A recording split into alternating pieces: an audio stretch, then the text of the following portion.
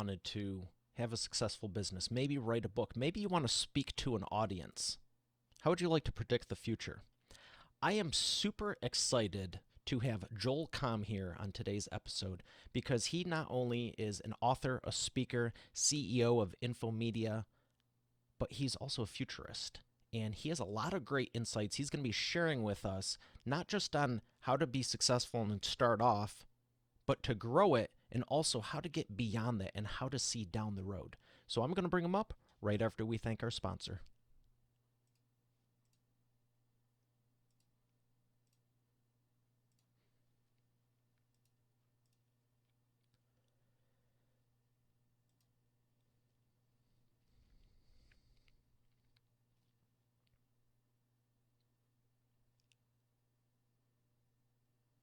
Joel, it's great to have you. How are you doing today? I'm doing great, Mario. Good to see you. Good to see you. I got to ask you, what made you want to get into business? Why did you even start your company in the first place? I just always have these ideas of things that I want to try. And I started working when I was 14 years old. I got a work permit at high school to work at the mall food court. And I enjoyed, making a living, earning money for my efforts. In fact, it was those efforts that allowed me to buy my first computer in 1980.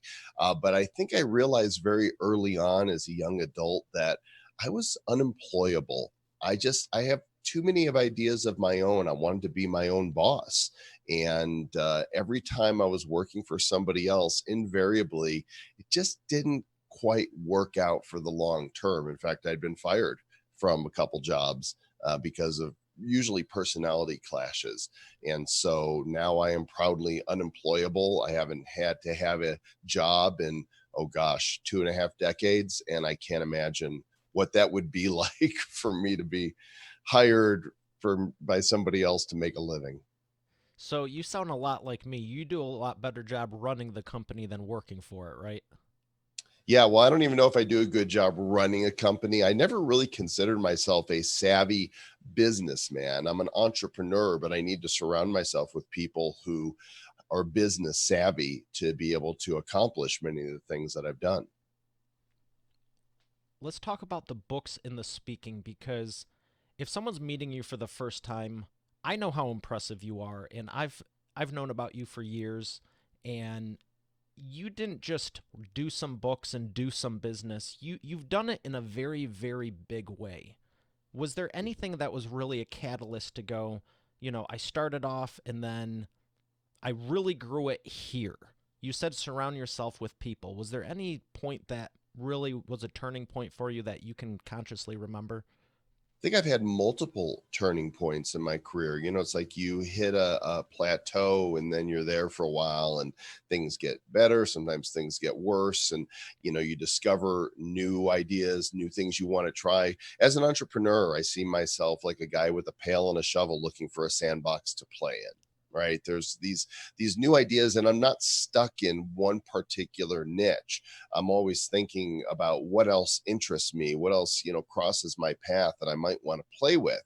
And so over the years, that's included building sites, selling sites, affiliate marketing, internet marketing, social media marketing, mobile app development, software development, blogging, podcasting, video, live video, speaking, writing books. And all of those have stemmed from what's interesting to me right now. What do I want to try and experiment with and see where it goes? And so I can't remember what the question was, but that's the answer. Well, you definitely have a wide background on how you've been able to help people. I was asking, was there a turning point The for turning point. just Yeah, I connecting with people or an event that happened? Because I think everyone starts a business and they think it's going to just magically happen overnight. And there's few people who have started it and grown it and then done it in a massive way where I guess the word is scale. what's really interesting is that a lot of people set out to do something and they pursue that thing, and then but oftentimes they're talking about it before they've accomplished something. I have my own little Joel laboratory, right? I play with things, and by my own curiosity and fascination, I take a risk. And sometimes, and I say sometimes because it doesn't always work, but sometimes it works. And when it does, invariably people come to me and say, well, how did you do that? And that's when I'll write a book or I'll start teaching or speaking on it.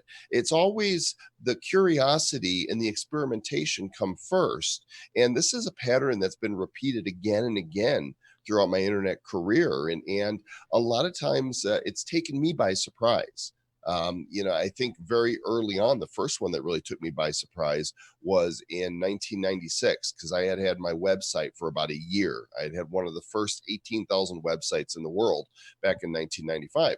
And in 1996, I got an email from a gentleman who I didn't know representing a Japanese multimedia conglomerate that I'd never heard of, let alone was unable to pronounce. I can now, though. It's Takara Jamisha Inc. And they wanted to license content I had created. So I didn't set out to create a content site that would then be licensed. I just wanted to create the content and see if I could build a website. So that was a turning point because I signed one of the first licensing deals online that provided an income.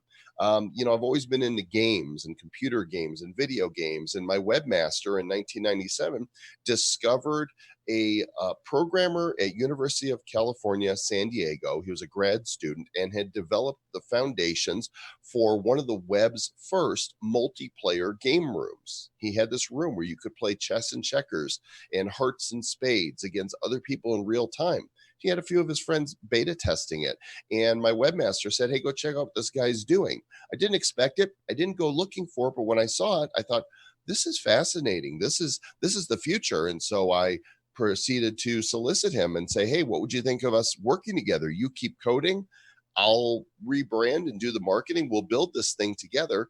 And a year later, we were acquired by Yahoo, and it became what then was known as Yahoo Games. Again, didn't see it coming, but because I was open to opportunity and willing to take some risks, divert from whatever it was that I was doing at the moment, that's always where the payoff's been. And that story repeats itself again and again throughout my career.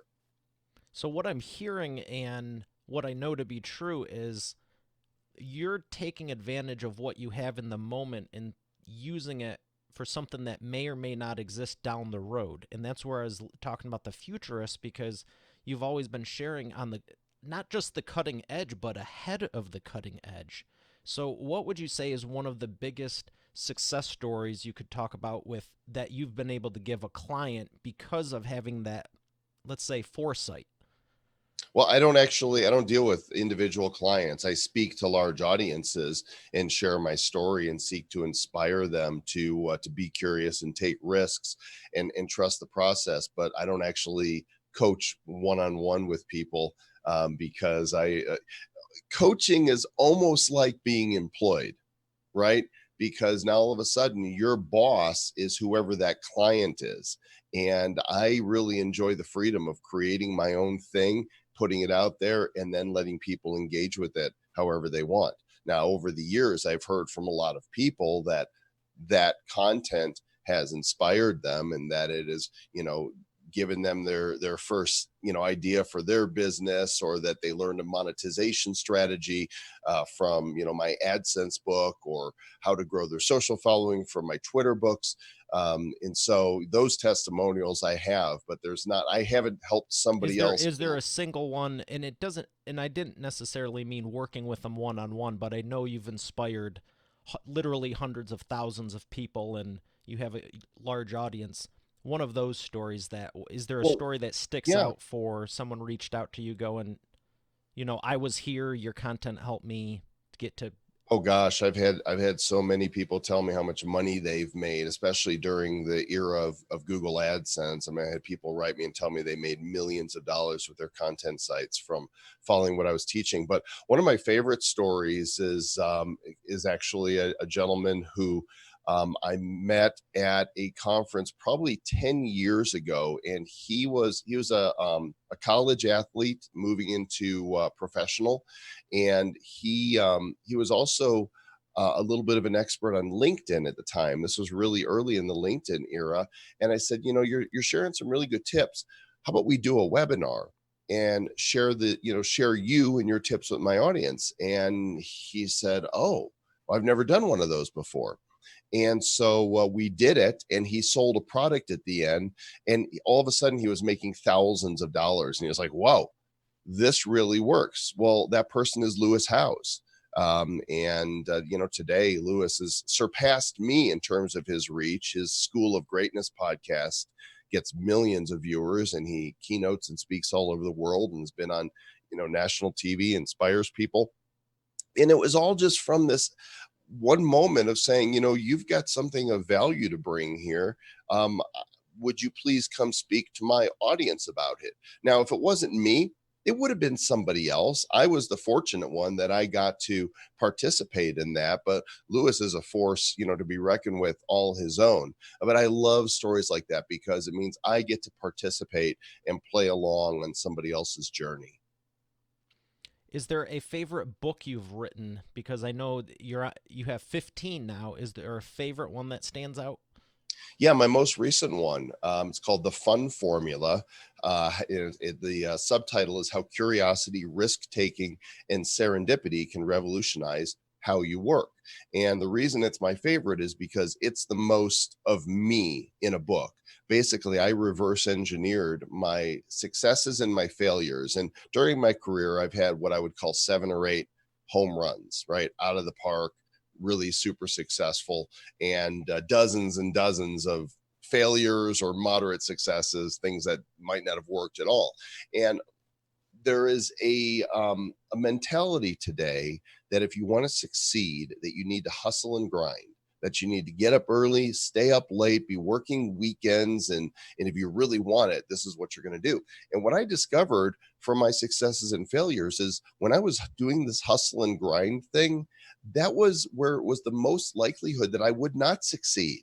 It was when I was being curious, taking risks, and allowing time to do its thing that I had the greatest success. So all of the home runs I've had actually came with the least amount of effort. So the fun formula, while not a mathematical formula, you kind of have to determine what your fun formula is in your life and fill in those variables, is something that I've seen that works almost universally for people, because a lot of the peers that I have in my life, that are in the book, I've witnessed them doing the same thing. Would you say that there's different ways in life to be successful, and money is just one of them? Oh yeah, and money is probably the worst measure of success. There's a lot of criminals out there that have a lot of money. There's people who have gotten lots of money unethically. There's people that are not contributing to society in a positive way, but have earned lots of money. So, money comes and money goes. I've made millions, I've lost millions, and I've discovered that money does not bring happiness. It pays the bills, and it can afford you a lifestyle. But even, how much is enough? I've had the big house. I don't live in a big house anymore. I'm much more content in a reasonably sized apartment. I don't have a fancy car. I drive a Ford Mustang. Yeah, it's a sports car, but it costs less than an SUV. How many electronics do I need in my house? There's always more stuff to buy, but the more you have, the more you have to keep up with. And the more you have so-called friends that start showing up in your life, and it gets harder to trust people. So I don't, being wealthy is the least accurate measurement of success. What would you say is the best measurement? I would say the relationships in your life. Are you living right? Are you carping the diems? Are you seizing the day and taking the opportunities to be with and help the people that you love and that matter to you? Are you bringing value to the world? Are you enjoying experiences that you can cross off your bucket list? Nobody gets to their deathbed and goes, okay, my biggest regret is I didn't make more money. That's that doesn't happen, at least not for sane people. What's on Joel Comm's bucket list? What's one thing you still want to accomplish? Um, Business wise, I think I would like to speak in an arena with about 25,000 people. And it's not because the sound of my voice or because I want to be super popular. It's because I had a vision about 25 years ago. I was at a Zig Ziglar conference, and he is my mentor and hero and role model in business and in many ways in life. And of course, he's passed now. His son is carrying on the tradition at the Ziglar Corp. Tom, he's a great guy. But I remember Zig inspiring me, and I had at this conference of his not a visual vision that I could actually see, but uh, in my mind's eye, I saw myself in an arena, a huge arena, speaking in front of a massive audience. And I thought, well, that might happen one day. And so I would kind of like for that to happen. Other than that, I just enjoy traveling the world and seeing new places and dispensing whatever value I can bring to the people wherever I go. And so there's places on my bucket list. I've never been to Japan. I think I've only passed through the Tokyo airport, and that's a place I'd love to see. I've not yet been to China. I want to go and see China. But I'm really fortunate because I do get to go to a lot of interesting places and have experiences. And I think that's what makes life worth living. I would have to agree. The experiences are, it's one thing to watch it, it's another thing to read it. And by all means, I'm all about, we're both authors and I'm all about the books and writing, but it's something else when you can experience it in real life and share it with people through the relationship. So I like what you're saying with the experiences and the relationships because I don't know about you, but I think doing a lot of that stuff on your own is kind of, it's better than sitting in an office, but it's a lot more fun with a group of true friends. I think so too. There's some people that are introverts. They like traveling by themselves, and maybe they'll meet people along the way. I'm more of an extrovert, and I enjoy going and doing, and I do quite a bit of that. You and I saw each other not too long before this interview. At a summit for Vid Summit in Los Angeles. I'm home for a week. Then I'm off to Las Vegas for a blockchain conference. And then I'm home for another week. And then I'm off to an event in Europe. And so, coming home is like my check in, touch home base, recoup, maybe shake a cold or something because I think I shook the wrong hand in Los Angeles and I've been sneezing this week. So you got to take good care of yourself as well so that you have the stamina to be able to go out on the road and do this. But I think I have the most fun when I'm out experiencing the world. And that's a good point about the health because you can have everything in the world, whether it's money, travel, this, that, the other thing. But if you don't have your health, that's the only thing you want. Yeah.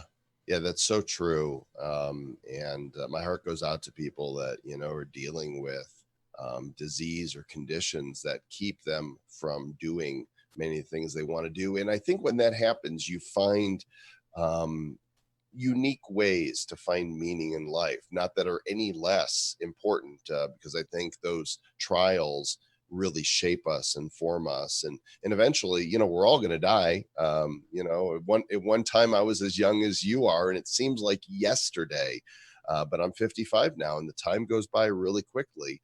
So we're here for a blip, and hopefully we live well and love well, make a difference, and have impact. Well, you're definitely making an impact and changing lives. And I know you've done it with video, you've done it with speaking and the books. Out of those three, what has been your favorite way? Oh, I love speaking. I think more than anything, I think that God gifts everybody with a unique talent and a skill and ability and personality. And there's something that He gave me, which I can't take credit for. And that's the ability to communicate, to get on a stage, captivate a room, tell a story, and teach.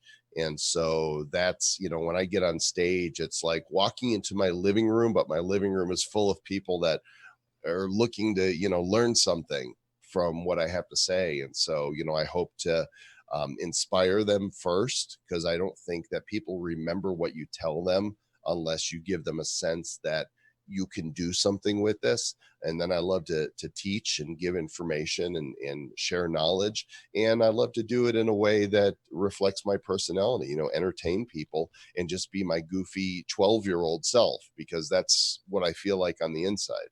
Well, you are a lot of fun hanging out with in person, and you Well, definitely thank you. carry it over in the video because you're real about it. I mean, you could be as highfalutin as you want, if you want to call it that, or you could be go on stage and then disappear and everything. But you've always been nice, and I Well, appreciate that. I could spot fake, you know, a mile away. And I see it all the time. I see it on social media. I've shared stage with people that I think to myself, this is so phony. Why are you doing this? This can't be rewarding. I like, what you see is what you get. I'm going to be the same person on stage and off stage, and I don't think I'm any better than anybody else. Just have a different mission and different gifts and different experiences. But I think a lot of people, they don't get past that point in these obstacles in their mind of understanding that they have unique value to bring. And if they'll step out and take a risk and do that thing that they're scared of doing, and believe me, I've been scared of a lot of things that I've done. Um, that's where the magic is at. It's not in blending in, it's not in trying to be like everybody else, and it's definitely not in trying to impress people. I mean, this is, I'll typically wear t-shirts on stage because that's what I'm comfortable in. I'm in jeans and occasionally I'll put a jacket on, but I'm not going to dress up for a group of people just because they expect that. Because to me, that doesn't feel real. And I've got to be true to myself. If there's someone listening right now that wants to get into speaking, what would you say is one of the most rewarding reasons as to why to go for it? Um, well, I think that when somebody comes up to you afterwards and they want to meet you and shake your hand and tell you what something you said meant to them, how you inspired them. That's just, there's nothing like that, because that is instant impact, right? It's documented, it's proven. Hey, I said something that made a difference in your life. And because of what I said, you're going to go and do this thing now. Wow, what a great chain reaction. And who knows where that goes from there? That person goes and does that thing, and they inspire somebody else who goes and does whatever their thing is. I think if we could see how the dots actually connect, our lineage, as you might look at it that way, our family tree of those that we inspire and how far that can go, I think we'd be blown away. My friend Ken MacArthur wrote a book called Impact, and he's actually finalizing production now on a motion picture of that name. And the premise of it is that we make a difference whether we want to or not, whether through our intentional action or our inaction. We make a difference. Everything we do can impact others positively and negatively. And so, while I don't always succeed at it, because I am very human and very flawed, and fallible, I try to do what I can to make a difference in people's lives, because I've been given much and I want to pour that out. I mean, what do I need to keep it all for myself? I love that. You definitely are.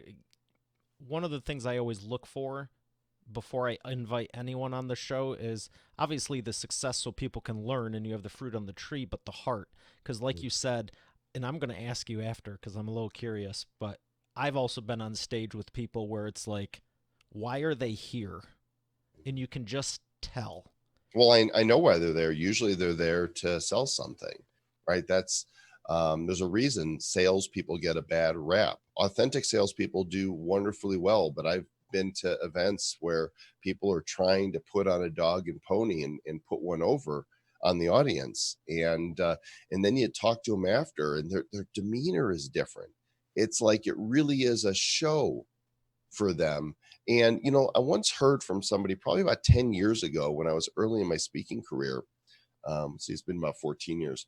Somebody said that the performers, the speakers that are most conflicted in their real life are the ones that aren't being authentic in their public exposure. They're one person on stage and another person off. And maybe this is, one reason why it could be really confusing for somebody who's an actor, right? Because you're always playing somebody else. Now that's your job, and I get it, but you can see how there could be this disjointedness because you're getting into this role that isn't you, but then you're going and living the rest of your life. And guess what? At the end of the day, we all got to go home and brush our teeth. And if we've got kids or a significant other, tend to them and in their needs. And it's not all about us. And unfortunately, there's a lot of people that really just make it all about them. That's very well said. I want to ask you about your books because you obviously have 15 of them, and I'm sure you got stories for each and every one. But I want to ask you, because I know there's someone listening, how the heck do you get the New York Times bestseller?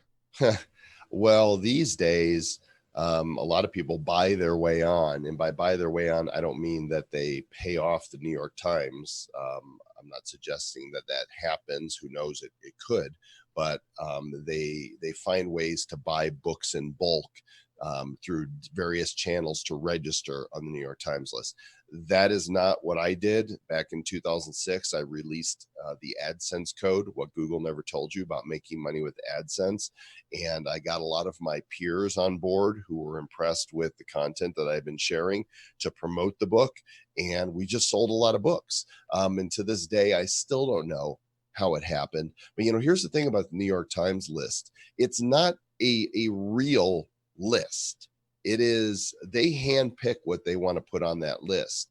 There's books out there that have sold enough to qualify to be on the list that they intentionally neglect because they don't care for the content of the book or they don't care for the author.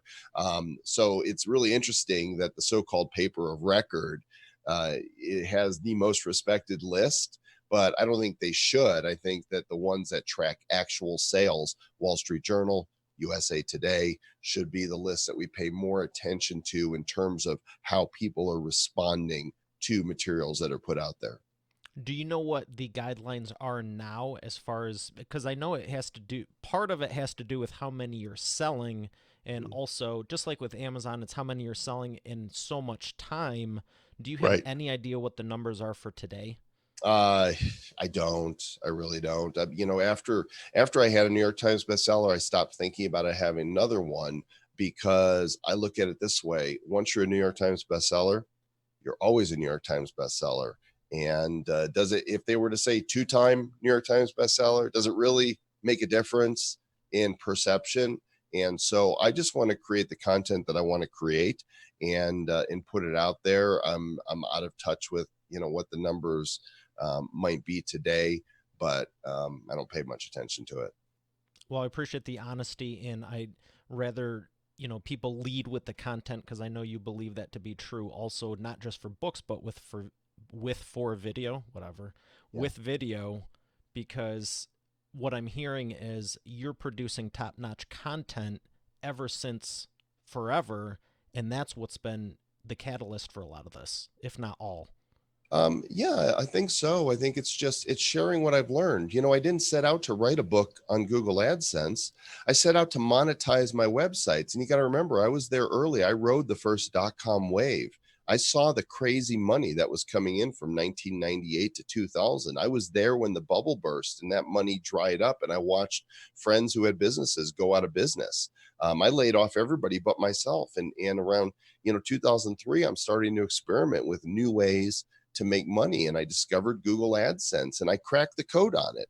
I figured it out before Google even had tutorials on here's the best way to make money with it. And because I started making $500 a day in passive income, I had friends that were coming to me asking me how I did that. And I taught them and they saw results. And somebody said to me, you should write an ebook. And I thought, huh, okay. And so I wrote an ebook and it was 66 pages. We sold it for $77 and it blew up overnight. I figured if over the life of the book I was to make $10,000 from selling, a PDF, that would be fantastic. I made that the first week. And then I wrote a second edition that was even bigger. And, we're talking six figures in ebooks, which led to courses, and it led to speaking.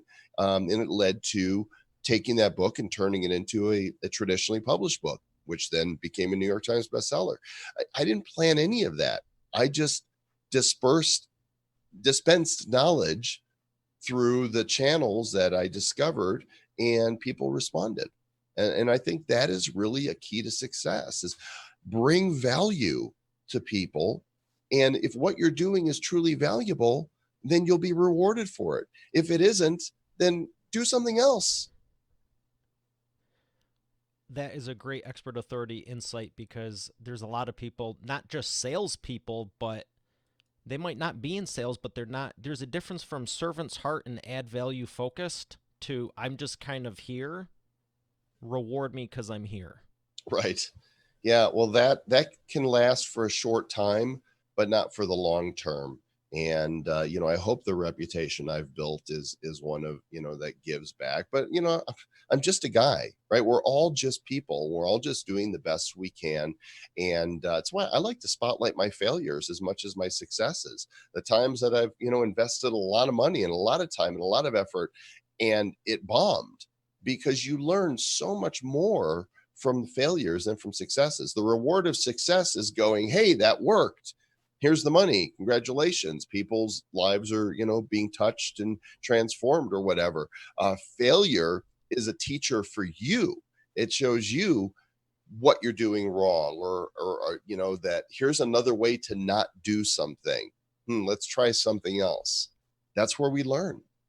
Yeah, I think it was Bill Gates, if I'm not mistaken, one of my favorite quotes. Success is a horrible teacher. It seduces men into thinking they can't lose. Mm, very true.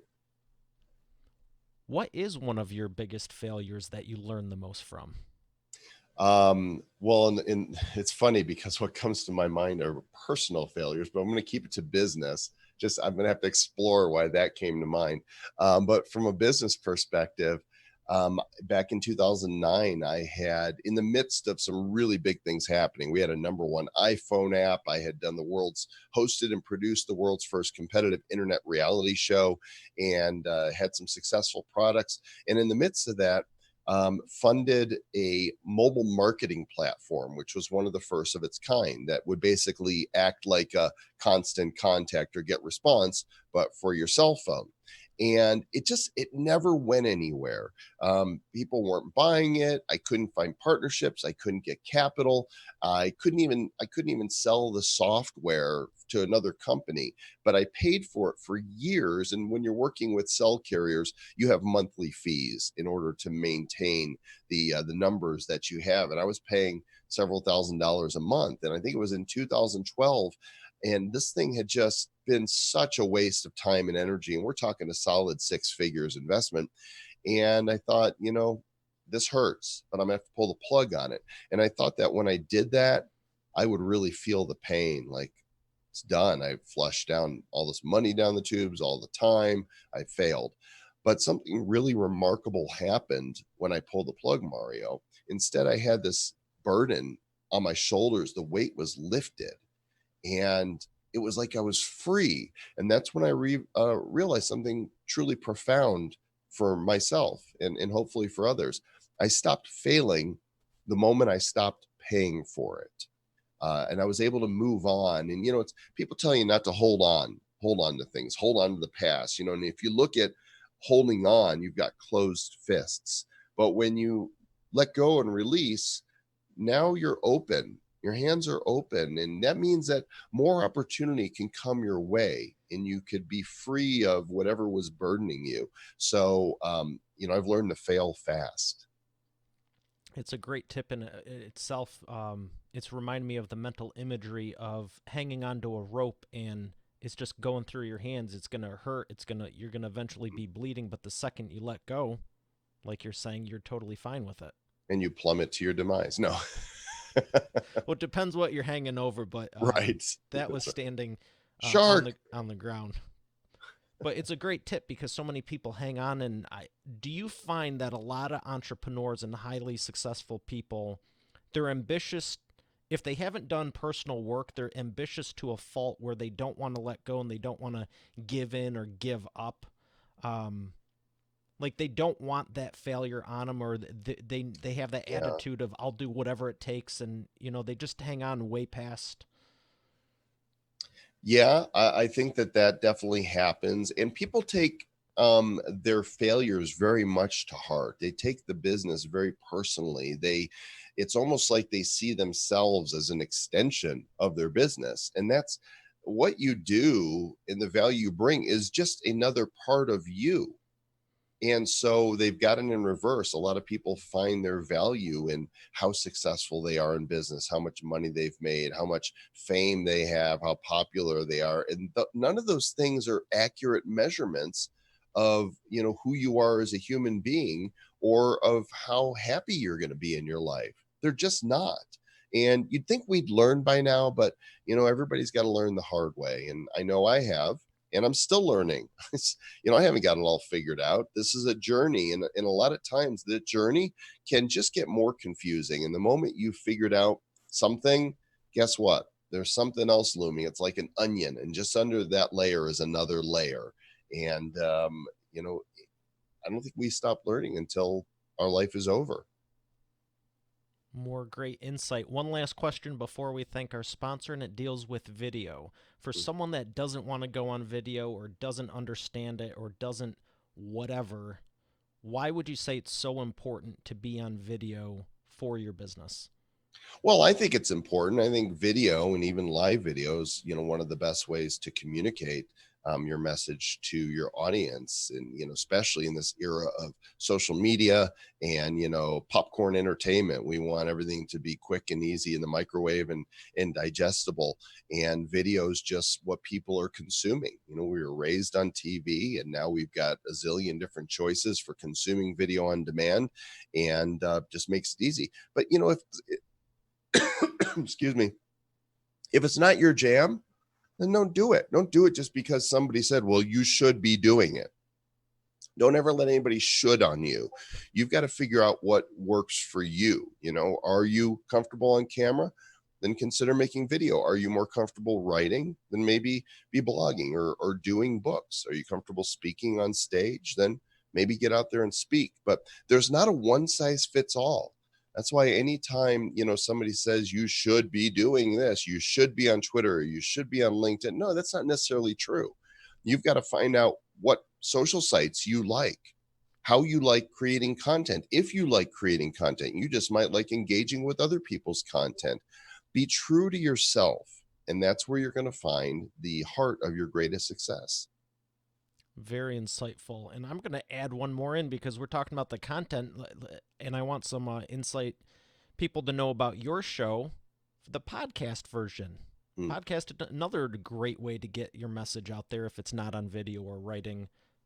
Why'd you want to start the Bad Crypto podcast? And also, why do you take so much time and thoughtfulness into the future and to be and stay on that cutting edge with some of the stuff you've shared, like where VR is going and where the internet and technology is going and 5G and different things? Why do you put a priority on that? And do you think everyone should? Or Okay. if Let they me answer choose that in to? reverse. Or do I'll you start. think that people should just stay in their lane and just keep hammering it out? Because not everyone talks about the future the way you do. Well, stay in your lane. I don't even know what that means. I didn't know there were lanes. I mean, there might be on the road, to keep everybody safe, but there's not, we're born into this world. We can't choose our parents. We can't choose where we're born, the politics of where we're born.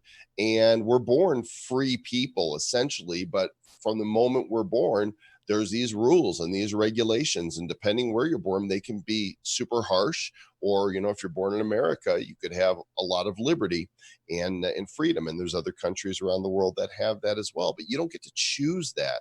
But you can choose what you do with it. And, staying in the lane, there are no lanes. There is no box. There is no spoon. So do what you're inspired to do as long as you're not hurting anybody else. That's kind of my approach. As far as why I am a futurist It's because I like to play with the toys. I like trying things. I see the bright shiny object and I go, ooh, VR, I want to get one of those. And so I'm one of the first to have an Oculus, not because I'm thinking I'm going to get this, I'm going to master it, and then I'm going to make a lot of money teaching other people. No, it's never that. It's always, I'm interested in this. And so, because of who I am, my bent has been to look at the newest technologies and kind of get there first. And if you're going to get there first, it means the odds of you cracking the code and having something to teach are really good. Again, that's not by design. That's just who I am. And for anybody who's like that, then go get them. But that might not be you. You might not be a pioneer. You might not be even an early adopter. You might be in the mainstream. Waiting to make sure that this is something that is really going to hit before you get involved in that technology. And that's fine, because your talents and your gifts lie elsewhere.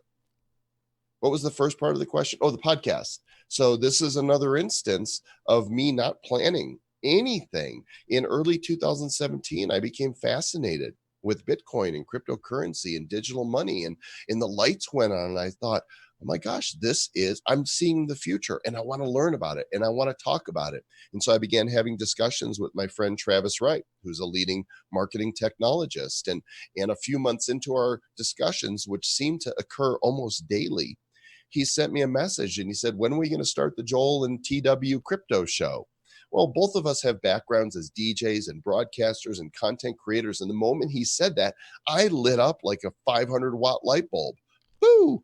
I said, I'm going to call you. 2 days later, we launched the first episode of the show where we invited people on this journey with us. And here we are 2.5 years later, over 8 million downloads, heard in 190 countries around the world. And the Bad Crypto Podcast is one of the top podcasts on this topic. Again, I never saw it coming, but now that I'm here, I'm having a great time. Well, I appreciate you for the insights with that too, because I like how you're going to like the next part. It's the imperfect action round. We're going to thank our sponsor, but you demonstrate that all the time. When you're saying 2 days later we launched it, it was not planned or anything. I'm thinking of people right now that, again, they don't want to admit defeat, or everything's got to be perfect. And I would say, as an entrepreneur, you have to have a semblance of, let's just go for it. Maybe it's Yeah. not 100%, but it can't be zero. Well, you can't be so vested in the outcome that you're paralyzed from trying anything. Nothing I do is ever perfect when I start. It's way imperfect. I mean, I do the best I can, but I don't not do something because somebody else would say, well, that's not ready. Put it out there. See what the response is. See what the engagement is. You have to try things. You have to take risks. So failure doesn't bother me anymore. People can point to stuff that I've done that didn't work. Go, wow, you really screwed that up. And my response would be, yeah, I did. Okay, I can own that. That is not a reflection on my value as a human being. And neither are your failures, a reflection of your value, make you less significant or less loved in any way. They're just not accurate measurements. It's just a thing. Well, I appreciate the reminder personally and sharing it with Expert Authority World. We're going to thank our sponsor, and we're going to come back for the imperfect action round.